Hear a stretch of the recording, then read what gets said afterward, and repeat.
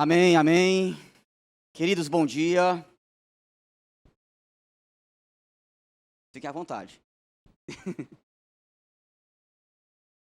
Abram suas Bíblias. Romanos capítulo 7, versículo 11.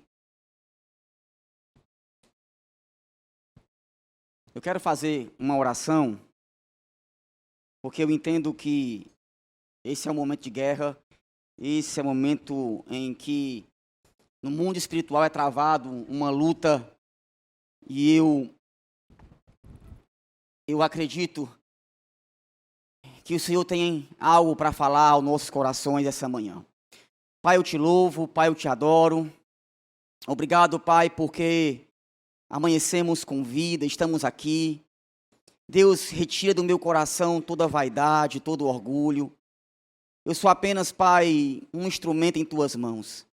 Usa a minha boca, usa a minha inteligência, usa a minha mente, o meu coração para transmitir aquilo que o teu povo precisa ouvir, não aquilo que simplesmente queremos ouvir.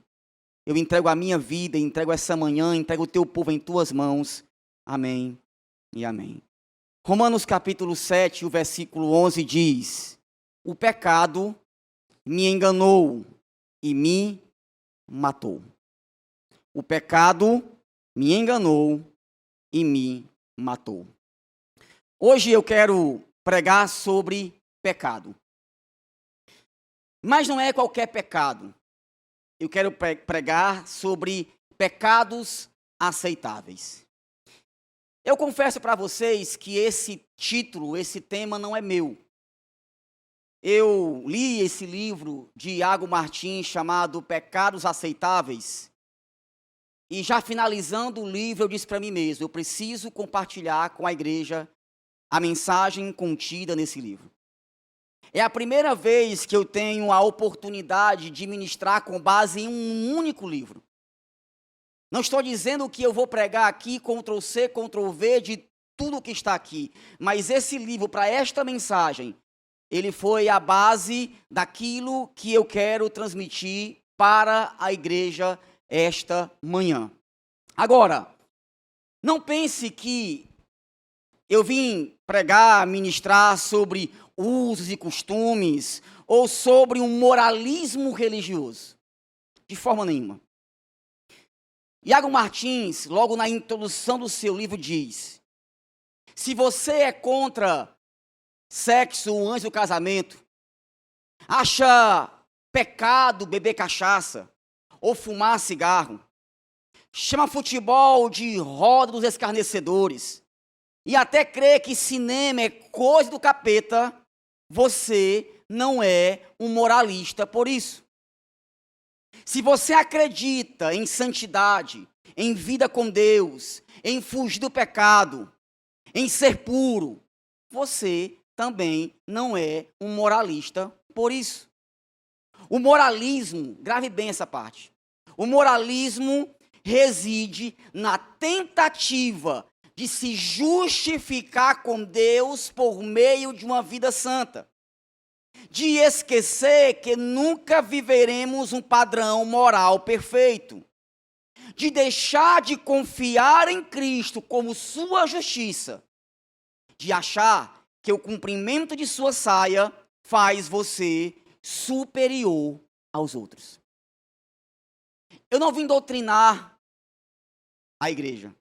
O papel de doutrinar a igreja é do pastor Anderson. É ele que tem a autoridade por Deus de doutrinar. Não vim bater na igreja, de forma nenhuma. Queridos, olha, eu tenho maturidade suficiente e tempo suficiente para entender muita coisa. E eu entendo que tem certas pregações que o intento de Deus é nos motivar. Outras, de nos alegrar. Algumas de ficarmos chorosos. Algumas mais reflexivos, mais pensativos. E eu creio que a mensagem de hoje, manhã, tarde, noite, não tem um condão de motivar você, de alegrar você, mas de a partir do pregador até você, trazer uma reflexão sobre aqueles pecados que em tese aceitamos como normal no dia a dia, que praticamos sem muitas vezes nem perceber e analisar se de fato aquilo é prejudicial ou não, e vamos aceitando, cometendo aquele pecadinho de estimação, e aí a gente se pergunta, por que a minha vida não anda, por que nada dá certo, e aí a gente não entende que há alguns pecados que acabamos aceitando, relativizando, e que nos têm trazido muitos malefícios. Para introduzir a mensagem, dentro da teologia sistemática, nós encontramos a armatiologia. Armatio, pecado, logia, estudo. Ou seja, a armatiologia é o estudo do pecado. E dentro da armatiologia, nós encontramos o conceito de pecado. E no grego, pecado é errar o alvo, ou o ato humano de rejeitar Deus e a sua vontade. Muitos teólogos, eles acabam classificando o pecado em dois tipos. Primeiro, é aquele pecado de comissão, que é quando fazemos aquilo que Deus não nos permite fazer. E o segundo é o pecado por omissão, é quando não fazemos o que Deus nos ordena fazer. Agora, biblicamente falando, eu posso também classificar os pecados em dois tipos. Primeiro, é o pecado mortal, que é a prática consciente e intencional de resistir a Deus e à sua vontade. Quer ver um exemplo? Lá no livro de Hebreus, capítulo 10, versículo 26 e 27 diz, prestem bem atenção nessa passagem, porque se pecarmos voluntariamente, vírgula, depois de termos recebido o conhecimento da verdade, vírgula, já não resta mais sacrifício pelos pecados, mas uma certa expectação horrível de juízo e ardor de fogo que há de devorar os adversários. Esse é o primeiro tipo de pecado, é o pecado mortal. O segundo é o pecado não mortal ou venial, ou seja, são pecados onde não há uma intenção deliberada de resistir a Deus e à sua vontade. Esses pecados são cometidos por uma fraqueza humana. Ok, igreja? Na teologia católica, nós encontramos os 7 pecados capitais. A palavra capital do latim caput quer dizer cabeça, ou seja, pecados de maior relevância, que são o orgulho, a ira, a inveja, a luxúria, a gula, a preguiça e a avareza. E aqui que está o problema. É que muitas vezes nós criamos uma classe especial de pecado. Adultério é pecado. Fornicação é pecado. Pornografia é pecado. Vícios, mentira, roubo, trapaça. E a impressão que eu tenho é que a igreja evangélica, de um modo geral, ela cria uma lista daqueles que são pecados, meu Deus, o irmão caiu no adultério. Agora, queridos, existem alguns pecados que são pecados, porque, biblicamente, a partir, mesmo entendendo que há pecados mortais e não mortais, nós entendemos que sim, o pecado é pecado e ponto final. E aí o autor traz no seu livro, que tem 223 capítulos, 11 pecados aceitáveis, né? Que são o atraso, a insônia, a preguiça, a fofoca, a gula, a tolice, a impaciência, a zoeira, palavrões ou gesto obsceno, infertilidade e a nudez. É claro que o texto não me permite falar sobre todos. Foi o que eu fiz. Eu trouxe alguns, poucos, para que a gente possa refletir sobre esses pecados. Amém? Saindo da introdução, vamos para o desenvolvimento da mensagem. Primeiro pecado, quem sabe? O atraso. O atraso, já tem gente olhando um para cada do outro aí. O atraso é uma quebra de confiança. Quando você não aparece no horário combinado, você está faltando com a verdade. E o que eu acho mais interessante é que no mundo empresarial, o atraso é tido como pecado. Eu lembro que, por 12 anos, eu fui professor universitário, e eu tinha muitos contatos com muitas empresas, gerentes de RH. E aí um dia uma jovem me mandou uma mensagem pedindo que eu enviasse o currículo dela para uma tal empresa, porque ela estava desempregada e me pediu ajuda. E eu, na hora. E aí eu mandei o WhatsApp, mandei o currículo dela para o WhatsApp de uma moça que até faleceu há pouco tempo atrás, que era gerente de uma grande empresa aqui em Itapoca. E, não, Daniel, tranquilo, eu vou marcar aqui para ela vir 4 horas para a entrevista de emprego.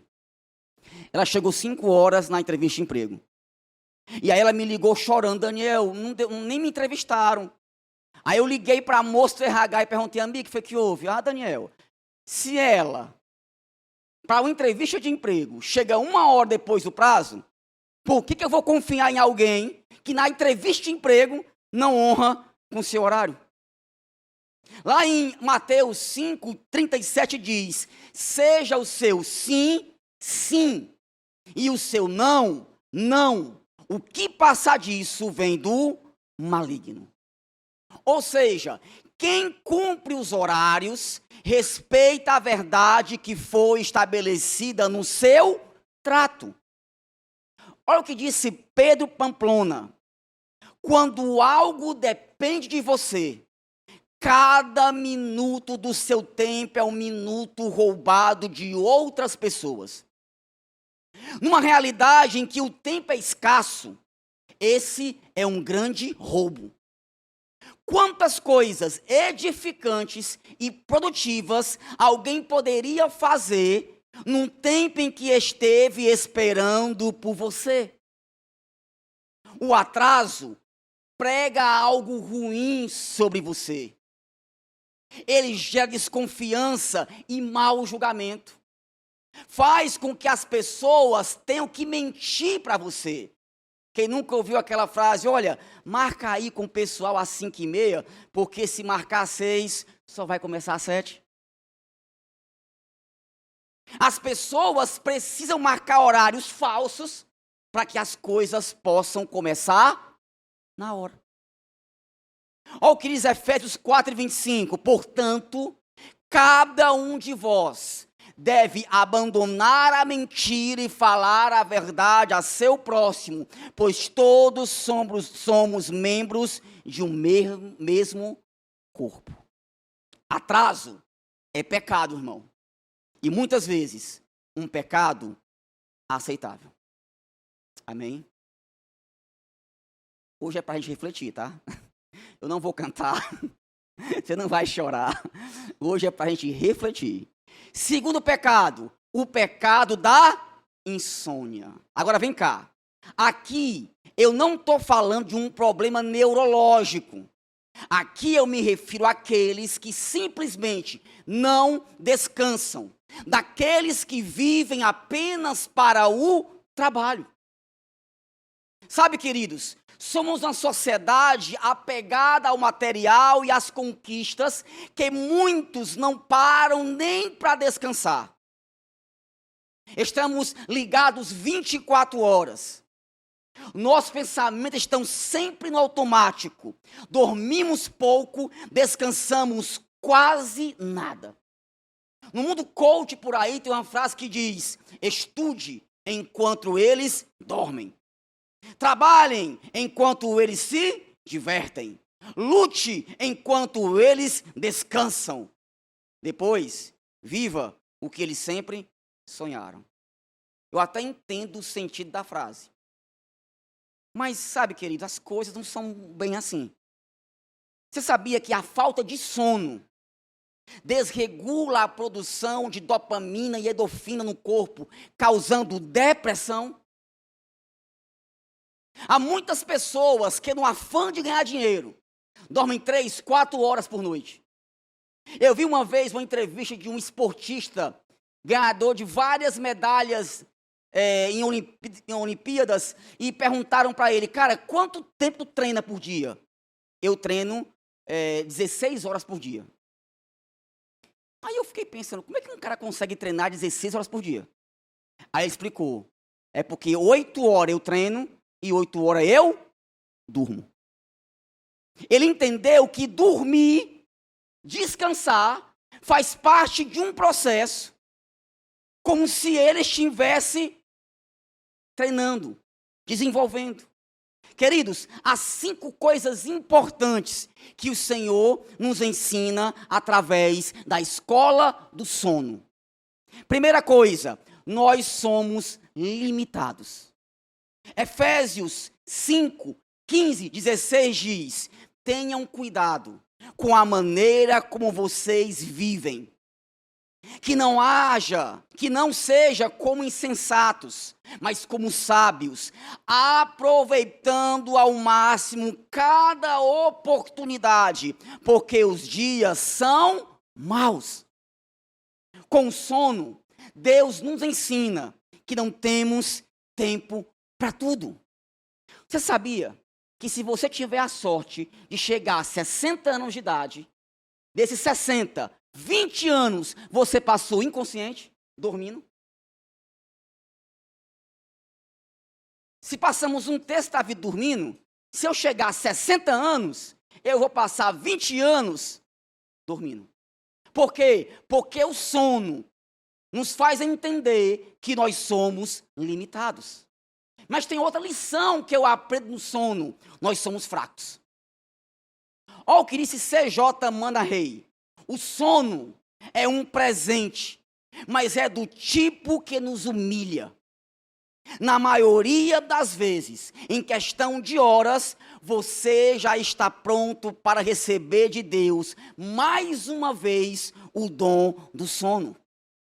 Deixe-me encorajá-lo a fazer a seguinte oração quando esse momento chegar: Senhor, obrigado por esse presente. O fato de eu estar cansado é um lembrete de que sou a criatura e só o Senhor é o Criador. Só o Senhor não dormita nem dorme. Quanto a mim, não posso viver sem dormir. Obrigado por esse dom gracioso, humilhante e revigorante. Terceira lição que eu aprendo no sono: Deus trabalha. Olha o que diz Salmo 127, 2. Inútil vos será levantar de madrugada, repousar tarde, comer o pão de dores, pois ele supre aos seus amados enquanto ele dorme. Portanto, meu irmão, pode dormir. Saiba que o Senhor está no controle. Amém? Terceiro pecado aceitável: a preguiça. Estava pensando que ia ficar só no sono. A preguiça. Querido, ser preguiçoso não é ser inteligente com aquilo que Deus deu a você. A preguiça faz com que tudo à sua volta caminhe para a ruína. Vamos para a Bíblia? Provérbios 24, 30 a 34 diz: passei pelo campo do preguiçoso, pela vinha do homem sem juízo. Havia o quê? Espinheiros por toda parte. O chão estava coberto de ervas daninhas e o muro de pedra estava em ruína. Observei aquilo e fiquei pensando. Olhei e aprendi esta lição: vou dormir um pouco, você diz. Vou cochilar um momento. Vou cruzar os braços e descansar mais um pouco. Mas a pobreza lhe virá como um assaltante e a sua miséria como um homem armado. O preguiçoso, segundo a Bíblia, e aqui eu tenho várias referências, é alguém que não é de confiança. O preguiçoso sempre está insatisfeito. O preguiçoso vive cercado de problemas, anda esfomeado e cheio de desculpas. Nunca termina nada, é assolado pela pobreza e é incorrigível. Eu lembro que quando dava aula em faculdade, Um amigo meu contador, que tem aqui um grande escritório, me procurou e disse: Daniel, tu tem alguém aí dos teus alunos que tu vê que tem potencial para fazer estágio comigo aqui? Cara, é estágio não remunerado. Trabalha só pela manhã, mas não vou pagar nada, é para a pessoa aprender. E aí eu indiquei uma jovem, que era uma boa aluna. Já morava aqui em Itapoca, mas ela vinha de Uruburetama, da Serra, de família humilde, pobre. O nome dela é Neide. E eu falei: Neidinha, é o seguinte, apareceu aqui uma vaga para você estagiar, mas olha, não remunerado. Você topa? Topo, Daniel. Beleza. Só que ele conseguiu mais uma pessoa, então ficou a Neidinha e outra pessoa. A outra pessoa vivia no Facebook. A Neidinha chegava 1 hora antes. Mas o contador, o dono do escritório, nunca pediu para chegar 1 hora antes. Ela chegava porque ela queria. Mas por que ela chegava 1 hora antes? Porque ela ia varrer e limpar o escritório. Todo dia, Neidinha trazia uma garrafa de café e um pote de biscoito. Neidinha não era preguiçosa. Neidinha era proativa. Hoje, a Neidinha tem um grande escritório de contabilidade aqui em Itapipoca. Por quê? Porque a Neidinha entendeu que para ser alguém e crescer, ela precisaria, por esforço próprio, deixar a preguiça de lado e fazer a sua parte. Olha o que diz Amós 6:1-7. Ai de vocês que vivem tranquilos em Sião e que se sentem seguros no monte de Samaria. Vocês acham que estão afastando o dia mau, mas na verdade estão atraindo o reinado terror. Vocês, olha aqui, vocês se deitam em camas de marfim e se espreguiçam em seus sofás. Comem os melhores cordeiros e os novilhos mais gordos. Dedilhem suas liras como Davi e improvisam instrumentos musicais. Vocês bebem vinho em grandes taças e se ungem com os mais finos óleos, mas não se entristecem com a ruína de José. Por isso, vocês estarão entre os primeiros a ir para o exílio. Cessarão os banquetes dos que vivem no ócio, na preguiça. Ser um preguiçoso é um pecado aceitável que muitos estão cometendo e ainda se perguntam: por que Deus não me faz prosperar? Quarto pecado aceitável: a fofoca. O fofoqueiro, o difamador, é aquele que desfama. Aquele que se coloca contra a fama, a reputação positiva, a forma como os outros percebem alguém. Ser famoso é ser conhecido. Ser infame é ser conhecido por algo ruim.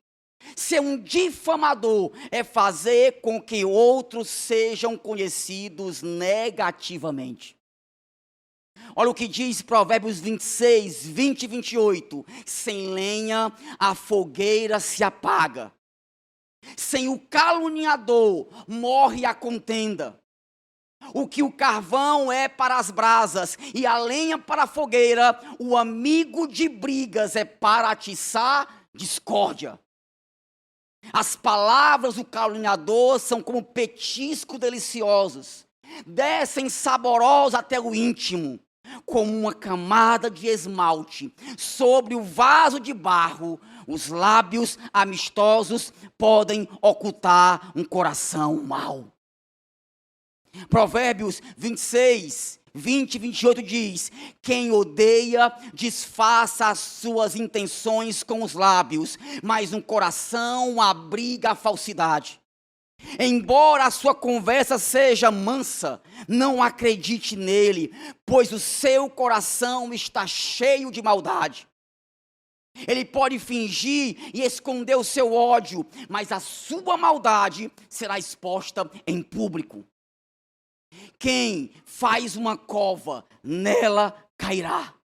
Se alguém rola uma pedra, esta rolará de volta sobre ele.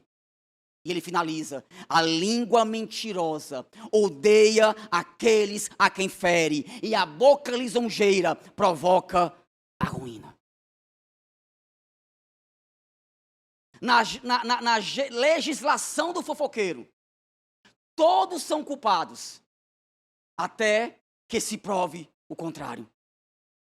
Se chegou até mim algo que me fez ter uma percepção negativa de alguém, minha língua já se torna o martelo do tribunal da verdade. Ser um difamador está associado a ser um invejoso. Todo fofoqueiro é um invejoso. Está associado a agir com fingimento. Você fala mal dos outros porque não é verdadeiro. Está associado ao engano. Você fala mal dos outros porque é mentiroso. Está associado à maldade. Você fala mal dos outros porque gosta de ver os outros se dando mal. Eu tenho aqui um texto que eu peguei ontem à noite, já quase dormindo, e eu quero compartilhar com a igreja. E o nome desse texto diz: verdades que pregamos sobre mentiras que praticamos. Primeira verdade que pregamos: só Jesus salva. Isso é verdade? É. Mas o que ouvimos dizer é que só é salvo mesmo, quem é frequente à igreja, quem dá o dízimo direitinho, quem toma a santa ceia, quem ganha almas para Jesus, quem fala língua estranha, quem tem unção, quem tem poder, quem é batizado, quem se livrou de todo vício. Resumindo, em nosso conceito de salvação, só é salvo aquele que não me escandaliza. Misericórdia. Segunda verdade que pregamos sobre mentiras que praticamos: diante de Deus, todos os pecados são iguais. Mas, diante da igreja, do modo geral, tá, queridos? O único pecado é fazer sexo fora do casamento. Quando o irmão é pego em adultério, é comum ouvirmos o comentário: o irmão caiu. Ou seja, adultério é visto como uma queda. Mas a fofoca que leva a notícia do adultério de ouvido a ouvido é permitido. Estar com o nome sujo no SPC é permitido, embora a Bíblia condene o endividamento. Ser glutão é permitido. A panelinha é permitido. Sonegar imposto de renda é permitido, embora seja roubo. Comprar produto pirata é permitido, embora seja crime. Construir igreja em terreno público é permitido, embora seja invasão. E terceiro e último pecado, que nós acreditamos que é pecado, mas na prática muitas vezes não é: espírito de adivinhação é diabólico. Mas vivemos praticando isso todos os dias. Como? Olha só o carro do pastor. Olha só a cara do pastor. Deve ter brigado com a pastora. Olha a irmã fulana ali, não tomou a ceia, deve estar em pecado. Olha o irmãozinho no boteco, deve estar bebendo. Olha só o jeito que a irmã ora, é só para se amostrar. Olha a irmã lá, pegando carona no carro do irmão, aí tem. Estão entendendo, queridos? Sabe, eu lembro muito bem quando Jesus disse: olha, ouviste o que fora dito, não matarás, mas eis que eu vos digo, aquele que chamar seu irmão de louco já comete pecado. Ouviste que fora dito, não adulterarás, porém eu vos digo, aquele que pensar, desejar a mulher do seu próximo, comete pecado. E infelizmente, o diabo tem feito da boca de muitas pessoas uma arma branca, matando reputações, desferindo golpes de palavras duras, machucando, ferindo pessoas. E aí eu lembro essa frase: pessoas normais falam sobre coisas, pessoas inteligentes falam sobre ideias, pessoas medíocres falam sobre pessoas. Amém? Eu sabia. Quinto e último pecado: a tolice. Vivemos na era da tolice, da ignorância. No livro A Pirâmide da Sabedoria, de Brett McCracken, ele fala o seguinte: nosso mundo tem cada vez mais informação, porém, cada vez menos sabedoria. Mais dados, menos clareza. Mais estímulo, menos síntese. Mais distração, menos quietude. Mais sabe tudo, menos ponderação. Mais opinião, menos pesquisa. Mais palavra, menos atenção. Mais julgamentos, menos observações. Mais diversões e menos alegria. Eu confesso para vocês que eu, como pai de uma criança de 10 e outra de 4 anos, eu tenho muito medo da geração que está se levantando. Hoje, o adolescente, o jovem, aparenta ter mais sabedoria, mais conhecimento do que o mais velho. Nem aprenderam ainda a arrumar a cama, já querem mudar o mundo. Eu lembro que no meu tempo, pastor Anderson, eu amava ficar perto dos pastores, presbíteros, diáconos, auxiliar, sei lá. Eu gostava de sentar perto dos mais velhos e ouvia os seus conselhos, as suas discussões, seus debates. Como eu aprendi. Mas parece que a internet, o Facebook, o Instagram, hoje você compartilha, comenta, curte, não pesquisa, não vai à fonte.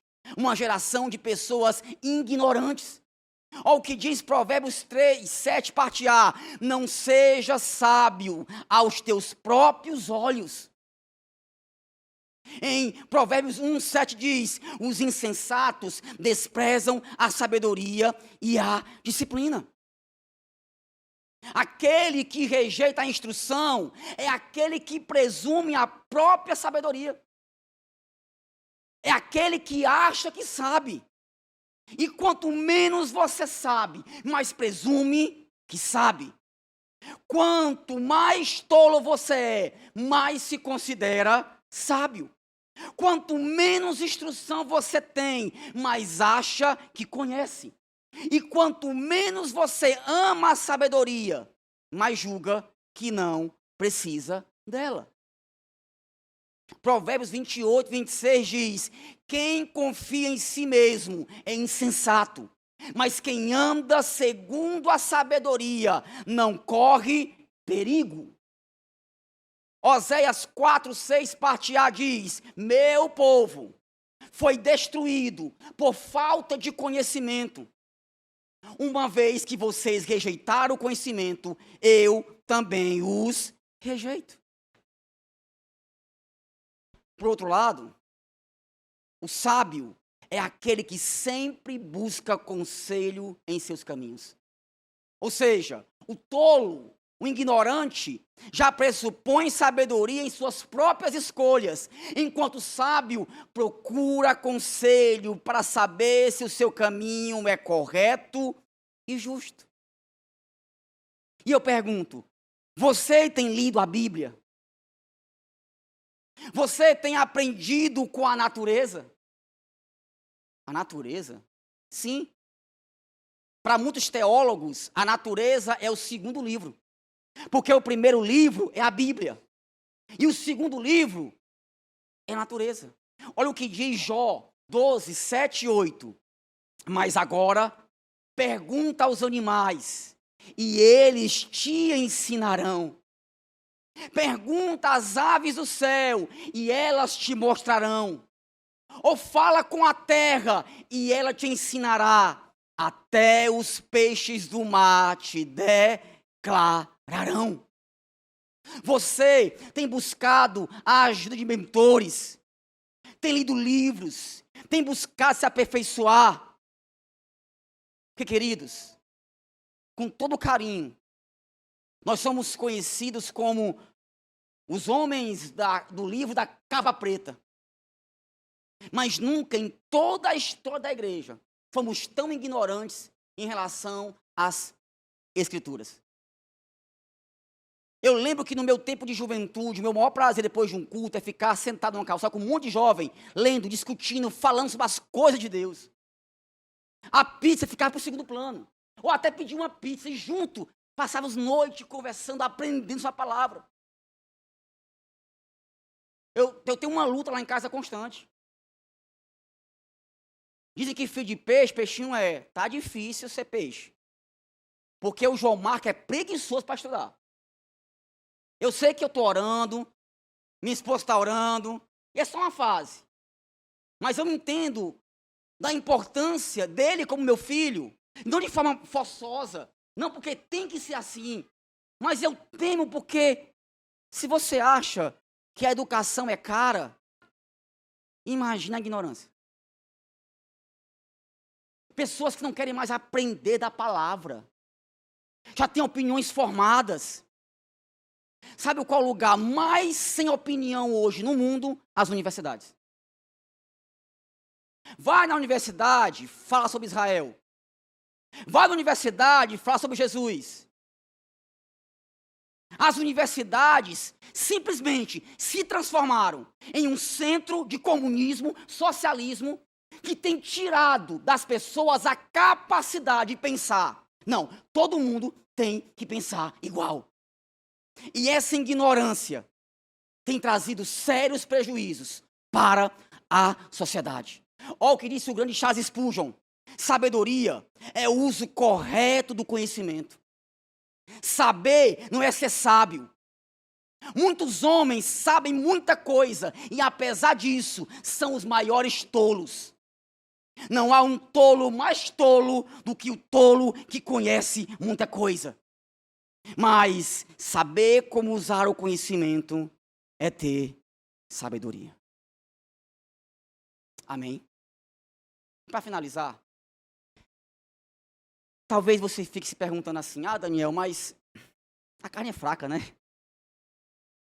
E eu te respondo: o pecado não é vitamina, não. Porque quando você diz assim: mas a carne é fraca, e porque ela é fraca, aí eu cometo pecados. Mas sabe por que a carne é fraca? Porque, de novo, a gente entendeu a passagem errada. Lá em Mateus 26, 41 diz: vigiai e orai, para que não entreis em tentação. Aí vem a resposta agora. Na verdade, o espírito está pronto, mas a carne é fraca. Ou seja, o problema é que o nosso espírito está enfraquecido.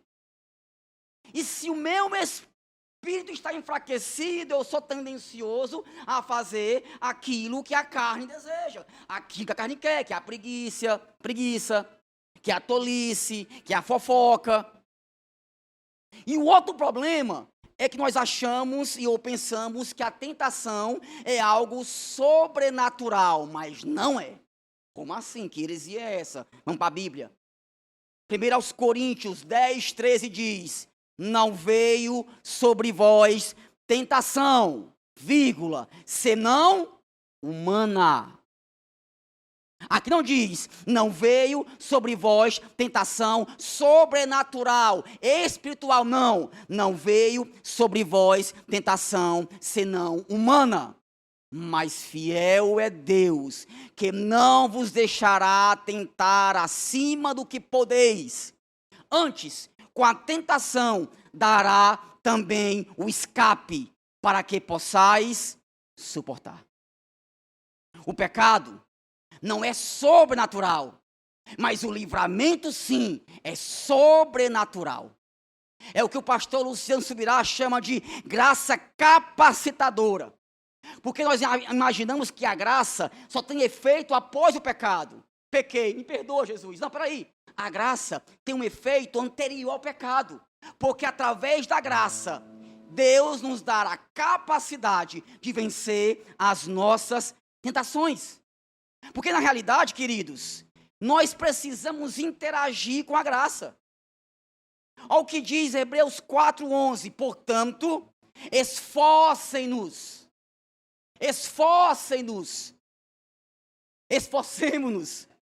por entrar nesse descanso, para que ninguém venha a cair. Você tem se esforçado? Fique de pé, por favor.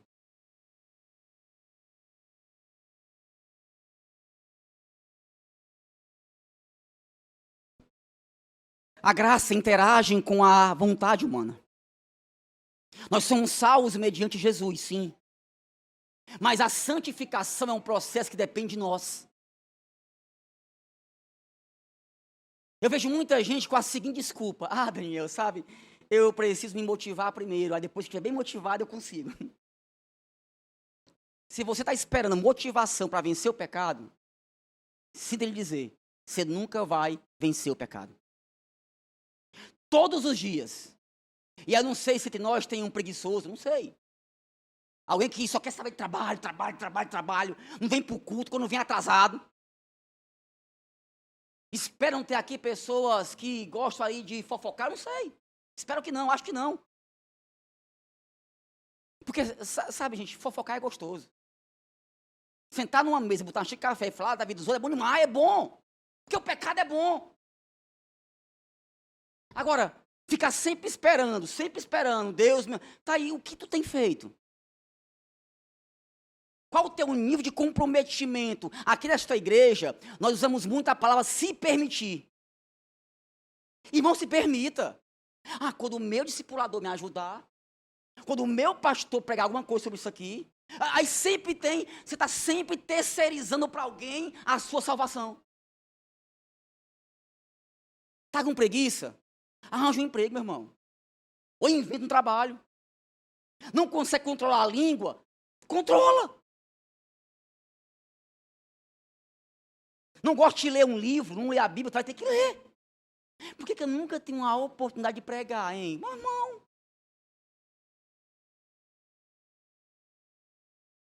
Dallas Willard diz, graça não é ausência de esforço, é ausência de mérito.